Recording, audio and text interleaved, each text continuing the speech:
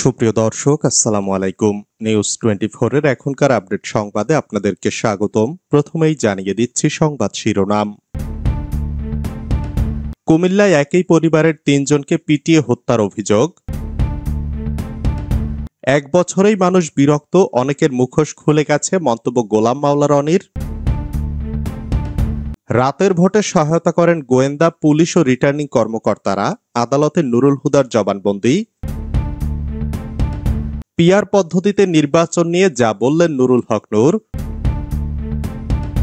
London বৈঠকের পর সংস্কার প্রস্তাব বিএনপি কেন্দ্রিক হয়ে পড়েছে, দাবি চরমোনাই পীরের। ইসলামী আন্দোলনের নেতাকে রাস্তায় ফেলে কোপালো মাদক বিক্রেতারা। এতক্ষণ শুনছিলেন সংবাদ শিরোনাম। পুরো খবর পেতে ভিডিওটি শেষ পর্যন্ত দেখুন। সর্বশেষ সংবাদ পেতে চ্যানেলটি সাবস্ক্রাইব করুন। এবার বিস্তারিত। কুমিল্লায় একই পরিবারের ৩ জনকে পিটিয়ে হত্যার অভিযোগ। কুমিল্লার মুরাদনগরে মাদকের সঙ্গে জড়িত থাকার অভিযোগে একই পরিবারের ৩ জনকে পিটিয়ে হত্যার অভিযোগ পাওয়া গেছে। বৃহস্পতিবার সকাল 9:30টার দিকে উপজেলার বাঙ্গুরা থানার আকবরপুর ইউনিয়নের করইবাড়ি গ্রামে এই হত্যাকাণ্ডের ঘটনা ঘটে। বাঙ্গুরা থানার ওসি মাহফুজুর রহমান এ তথ্য নিশ্চিত করেছেন। নিহতরা হলেন রুবি আক্তার, তার মেয়ে জোনাকি ও ছেলে রাসেল। স্থানীয়দের বরাত দিয়ে ওসি মাহফুজুর রহমান জানান, মাদক কেনাবেচার সঙ্গে জড়িত থাকার অভিযোগ এনে স্থানীয় গ্রামবাসী আজ বৃহস্পতিবার সকাল 9:30টায় করইবাড়ি গ্রামে রাসেলের পরিবারের 4 সদস্যকে গণপিটুনি দেন। এতে ঘটনাস্থলে রুবি, জোনাকি ও রাসেল নিহত হন। আহত হন পরিবারের আরও এক সদস্য। তাকে উদ্ধার করে স্থানীয় একটি হাসপাতালে নেওয়া হয়েছে, তবে তাৎক্ষণিকভাবে আহতের পরিচয় জানা যায়নি। তিনি আরো জানান, খবর পেয়ে কুমিল্লা পুলিশ সুপার নাজির আহমেদ সহ একাধিক গোয়েন্দা সংস্থা এবং থানা পুলিশের একটি টিম ঘটনাস্থলে রয়েছে।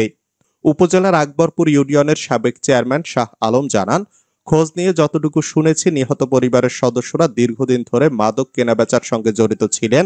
এ ঘটনায় এলাকাবাসী ক্ষোভে আজ বৃহস্পতিবার সকালে ওই পরিবারের 4 সদস্যকে গণপিটুনি দেন।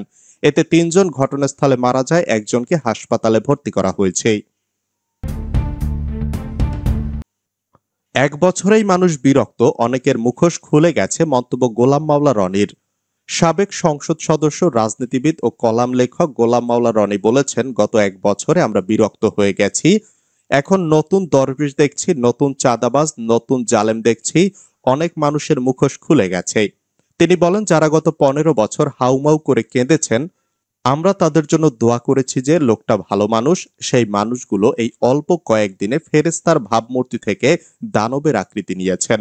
তারা গত 15 বছরে দানবের যে তাণ্ডব ছিল, সেটা 15 দিনের তাণ্ডব দিয়ে ধূলিসাৎ করে দিয়েছেন।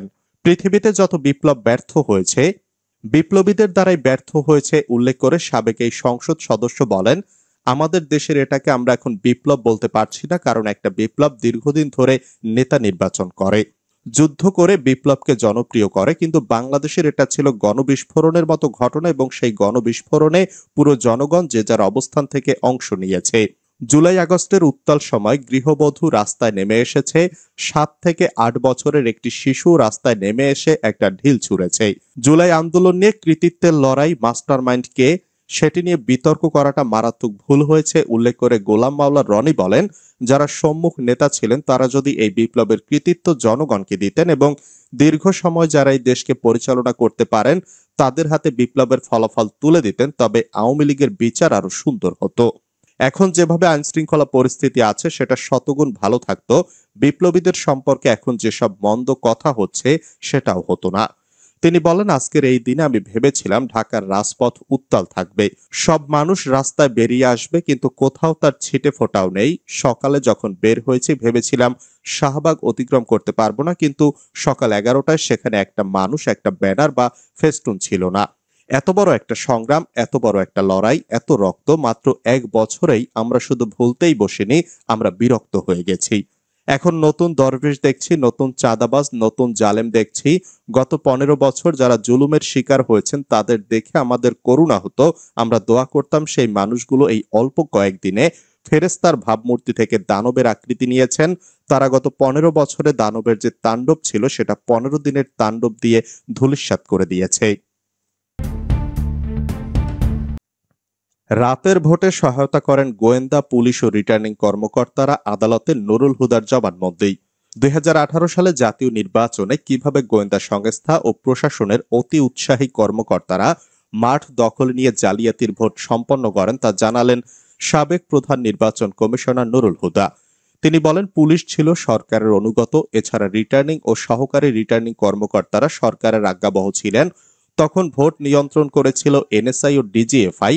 সহযোগিতায় ছিলেন ক্ষমতাসীন দলের নেতাকর্মী। তারা দিনের ভোট রাতে শেষ করে আদালতের জবানবন্দিতে এসব তথ্য দেন নুরুল হুদা। মঙ্গলবার সন্ধ্যায় ফৌজদারি কার্যবিধির 164 ধারায় ঢাকার মেট্রোপলিটন ম্যাজিস্ট্রেট আদালতে স্বীকারোক্তিমূলক জবানবন্দি দেন নুরুল হুদা। এর আগে তাকে 2 দফা হেফাজতে নিয়ে জিজ্ঞাসাবাদ করে police bureau of investigation PBI. সাবেক এই সিইসি বলেন, তৎকালীন ইসি সচিব হেলাল উদ্দিন আহমদ ছিলেন প্রশাসন ক্যাডারের লোক। রিটার্নিং কর্মকর্তা, মাঠ প্রশাসন নিয়ন্ত্রণের বিষয়টি তার মাধ্যমে ডিল হয়েছে।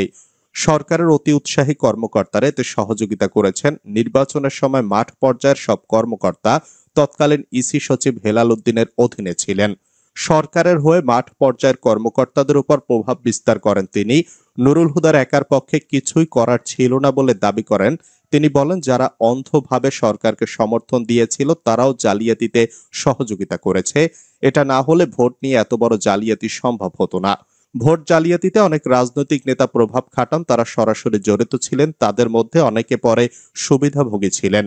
নুরুল হুদা দাবি করেন, নির্বাচন কমিশনারকে অন্ধকারে রেখে পুরো প্রক্রিয়া শেষ করেন ক্ষমতাসীন দলের নেতাকর্মী, আর গোয়েন্দা সংস্থা আগে মাঠ দখলে রেখেছিল। গোয়েন্দা সংস্থার সদস্যরা দিনের ভোট রাতে করতে সহযোগিতা করেছেন। সাবেক সিইসি নুরুল হুদা বলেন, নির্বাচনের সময় পার হওয়ার পর জানতে পারেন কোন কোন কেন্দ্রে 90 থেকে 100% পর্যন্ত ভোট পড়েছে। অনেক কেন্দ্রে রাতেই ভোট সম্পন্ন হয়েছে। ভোট নিয়ে নৈরাজ্যকর পরিস্থিতি তৈরি করা হয়। পদত্যাগ করব এমন পরিস্থিতি ছিল না। ভোটের এমন পরিস্থিতি নিয়ে অনুতপ্ত ছিলাম। যেহেতু গেজেট প্রকাশ হয়ে গেছে, তখন আমি নির্বাচন বাতিল করতে পারি না। তখন আমার হাতে ক্ষমতাও ছিল না। বিষয়টি জানার পর বুঝতে পারি সব শেষ হয়ে গেছে, তবে ওই পরিস্থিতির জন্য অনুতপ্ত ছিলাম। তিনি আরো বলেন, তৎকালীন অবৈধ সরকারের প্রধান শেখ হাসিনা পূর্ণ সহায়তা করে অবৈধভাবে 2018 সালের সংসদ নির্বাচন সম্পন্ন করার পরিকল্পনা করেন। একাদশ জাতীয় সংসদ নির্বাচনে জনগণকে ভোটের অধিকার থেকে বঞ্চিত করে আইনশৃঙ্খলা বাহিনী ভোট কেন্দ্রের দায়িত্বে নিয়োজিতদের মাধ্যমে দিনের ভোট রাতে করে ব্যালট বাক্স ভর্তি করে রাখা হয়। নির্বাচনে বিভিন্ন সুবিধাভোগী পক্ষ ছিল, তাদের চাপ ছিল। ভোট রাতে হওয়ার পেছনে তারা ভূমিকা রেখেছে। আওয়ামী লীগ আমলে অনুষ্ঠিত 3টি জাতীয় নির্বাচনে অনিয়ম কারচুপির অভিযোগে সাবেক প্রধানমন্ত্রী শেখ হাসিনা ও সাবেক 3 প্রধান নির্বাচন কমিশনারকে আসামি করে মামলা করে বিএনপি। মামলায় মোট 24 জনকে আসামি করা হয়েছে। গত 22 জুন রাজধানীর শেরেবাংলা নগর থানায় বিএনপির জাতীয় নির্বাহী কমিটির সদস্য মোহাম্মদ সালাউদ্দিন খান বাদী হয়ে মামলা করেন। পিআর পদ্ধতিতে নির্বাচন নিয়ে যা বললেন নুরুল হক নূর।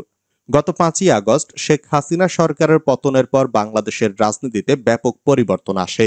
অন্তর্বর্তীকালীন সরকার গঠনের পর তার অধীনে নির্বাচন ব্যবস্থার সংস্কারের লক্ষ্যে গঠিত বিভিন্ন কমিশন নানা প্রস্তাবনা উপস্থাপন করছে।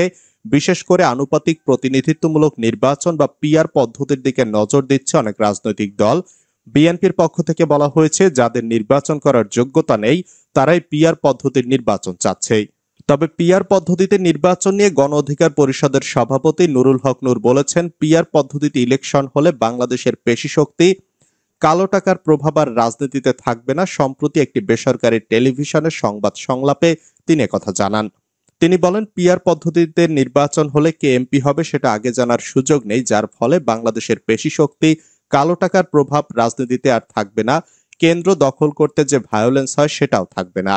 নুরুল হক নূর বলেন, গণ অধিকার পরিষদ একটি অর্গানিক দল। গণ আন্দোলনের মধ্যে এই দলটি গঠন করা হয়েছে, আর এনসিপি বা অন্য কোনো দল গভর্নমেন্টের ছত্রছায়ায় গড়ে উঠেছে। স্থানীয় নির্বাচন আগে চাওয়ার কারণ হিসেবে তিনি জানান, জাতীয় নির্বাচনের আগে স্থানীয় পর্যায়ের সবগুলো নির্বাচন অনুষ্ঠিত না হলেও কয়েকটি গুরুত্বপূর্ণ নির্বাচন আগে হওয়া উচিত, যেমন সিটি কর্পোরেশন নির্বাচন, পৌরসভা নির্বাচন। এতে করে আমরা রাজনৈতিক দলগুলোর চরিত্র দেখতে পেতাম। তারা কি আগের মতো মারামারি কেন্দ্র দখল করছে কিনা সে বিষয় দেখার সুযোগ আছে। এছাড়া প্রশাসন নিরপেক্ষভাবে কাজ করছে কিনা সেটাও দেখা যাবে। লন্ডন বৈঠকের পর সংস্কার প্রস্তাব বিএনপি কেন্দ্রিক হয়ে গেছে, অভিযোগ চরমোনাই পীরের। লন্ডন বৈঠকের পর সংস্কার প্রস্তাব বিএনপি কেন্দ্রিক হয়ে পড়েছে বলে মন্তব্য করেছেন ইসলামী আন্দোলন বাংলাদেশের আমির ও চরমোনাই-পীর মুফতি সৈয়দ মোহাম্মদ রেজাউল করিম। জুলাই অভ্যুত্থানের প্রথম বর্ষপূর্তি উপলক্ষে আজ বুধবার এক বিবৃতিতে তিনি কথা বলেন। সৈয়দ মোহাম্মদ রেজাউল করিম বলেন, অধ্যাপক ইউনূসের নেতৃত্বাধীন সরকার যে উদ্দীপনা ও প্রতিজ্ঞা নিয়ে কাজ শুরু করেছিল এখন তাতে ভাটা পড়েছে বলে মনে হচ্ছে। বিশেষ করে লন্ডন বৈঠকের পর সংস্কার প্রস্তাব বিএনপি কেন্দ্রিক হয়ে পড়েছে। তারা একমত না হলে সেই প্রস্তাব আর অগ্রসর হচ্ছে না। পিআরের মতো একটি বিষয় অধিকাংশ রাজনৈতিক দল একমত হলেও কেবল একটা দলের জন্য বাস্তবায়ন করা যাচ্ছে না, অথচ স্বৈরতন্ত্র রোধে পিআর একটি পরীক্ষিত ও উত্তম পদ্ধতি। অন্তর্বর্তী সরকারকে কঠোর হওয়ার আহ্বান জানিয়ে ইসলামী আন্দোলনের আমির বলেন, অন্তর্বর্তী সরকারকে তার প্রতিজ্ঞা ও দায় পূরণে অবিচল ও কঠোর হতে হবে। স্বৈরতন্ত্রের রাস্তা খোলা রেখে কারো চাপে যদি এই সরকার নির্বাচন আয়োজন করে তাহলে ইতিহাসে তারা চির অপরাধী হয়ে থাকবে। কারণ জুলাই রাষ্ট্র সংস্কারের যে মহা সুযোগ তৈরি করেছে তা জাতির জীবনে পুনরাবৃত্তি হবে এমন আশা করা যায় না। ইসলামী আন্দোলনের নেতাকে রাস্তায় ফেলে কোপালো মাদক বিক্রেতারা। নারায়ণগঞ্জ বন্দরে মাদক বিক্রির বিরুদ্ধে প্রতিবাদ করায় বন্দর থানা ইসলামী আন্দোলনের দক্ষিণের সভাপতি আব্দুল্লাল মামুনকে কুপিয়ে গুরুতর আহত করেছেন মাদক কারবারি সুজন। বুধবার রাতে নবীগঞ্জ টি হোসেন গার্ডেনের সামনে এই ঘটনা ঘটে। বৃহস্পতিবার ঘটনার সত্যতা নিশ্চিত করেছেন নারায়ণগঞ্জ বন্দর থানার ওসি লিয়াকত আলী। জানা যায়, বন্দরের নবীগঞ্জ টি হোসেন গার্ডেনের সামনে দিয়ে নামাজ পড়ে নিজ বাড়ির উদ্দেশ্যে যাচ্ছিলেন ইসলামী আন্দোলন বাংলাদেশ বন্দর থানা উত্তরের সভাপতি ডাক্তার মামুন। পথিমধ্যে প্রকাশ্যে মাদক বিক্রি করছিলেন চিহ্নিত মাদক কারবারি সুজন, বিকি, নাজিম সহ কয়েকজন। এ সময় প্রকাশ্যে মাদক বিক্রি করতে নিষেধ করায় ইসলামী আন্দোলন বাংলাদেশ বন্দর থানা দক্ষিণের সভাপতি ডাক্তার আব্দুল্লাল মামুনকে চিহ্নিত সন্ত্রাসী ও মাদক ব্যবসায়ীরা ধারালো অস্ত্র দিয়ে শরীরের বিভিন্ন স্থানে হত্যার উদ্দেশ্যে হামলা চালিয়ে গুরুতর আহত করে। এ সময় আহতের চিৎকারে আশপাশের লোক এগিয়ে এসে দ্রুত তাকে উদ্ধার করে নারায়ণগঞ্জ জেনারেল হাসপাতালে নিয়ে গেলে চিকিৎসক তাকে উন্নত চিকিৎসার জন্য ঢামেকে রেফার করেন।